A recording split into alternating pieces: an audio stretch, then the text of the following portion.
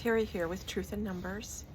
I wanted to take a few minutes, not very many, today to talk about a couple of phrases that are not as accurate as they could be. And we've heard these phrases for 8 years, these two phrases for 8 years, and they will most likely potentially get used running up to the election, during the election, and afterwards because of, chaos agents, etc. Now, the two phrases, I'll just mention them, we know them both. Meddling in our election and dirty trickster. So the trend has been, in my mind at least, that the use of those phrases has gone down over the last 8 years. But with the chaos that'll get stirred up most likely in the coming weeks, it's going to be easier to grab onto those words rather than use something that is a better descriptor of what's going on. And so I just wanted to take a minute to go through a little bit of an exercise and encourage, substitution. So when we look at these two phrases, let's start with meddling in our election. I have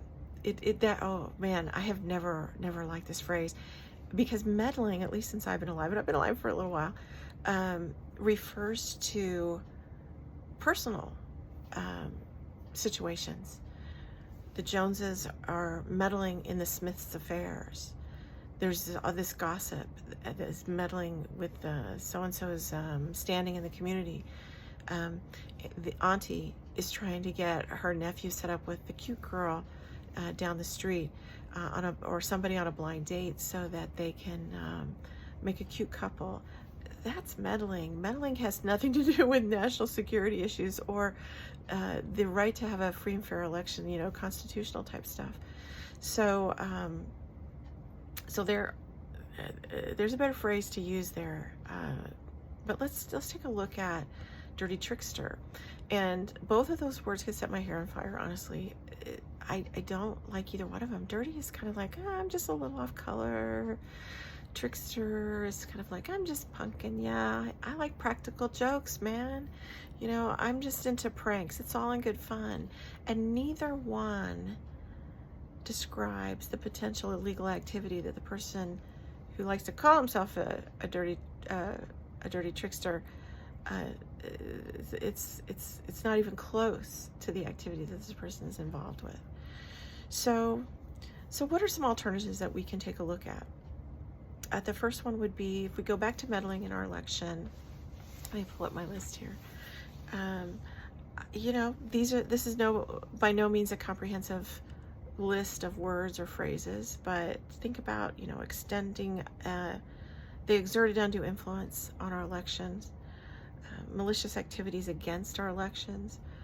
I like against, because that says something, that word. But let's look at some synonyms: malevolent, malignant, deleterious, malign, noxious. Not all of those are fits, but I think it's worth kind of,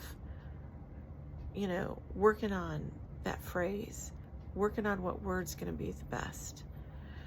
And then when it comes to dirty tricksters, the couple of phrases I came up with as alternatives was undemocratic actors, malicious actors, anti-democratic forces, anti-democratic operatives. I think those are fair. And we all know, we've heard these before, we all know that they don't really quite hit the mark. And it's easy, honestly, when you're speaking extemporaneously, publicly or privately, to use the phrases that are most out there. So by using more accurate words more often, it'll be easier to get into our minds when we're talking to folk. But I also wanted to outline the fact that these phrases, the milquetoast phrases that these guys use about themselves, it allows for a veneer of okayness, a veneer of civility. And it's easy, it's hard to do the work on deciding what the alternative phrase is going to be and then have it handy. That's the tough part. But I just want to encourage us to think it through, do a little bit of work on this, and don't let them get away with this veneer of civility that they like to portray themselves in. So that's the point of this message today.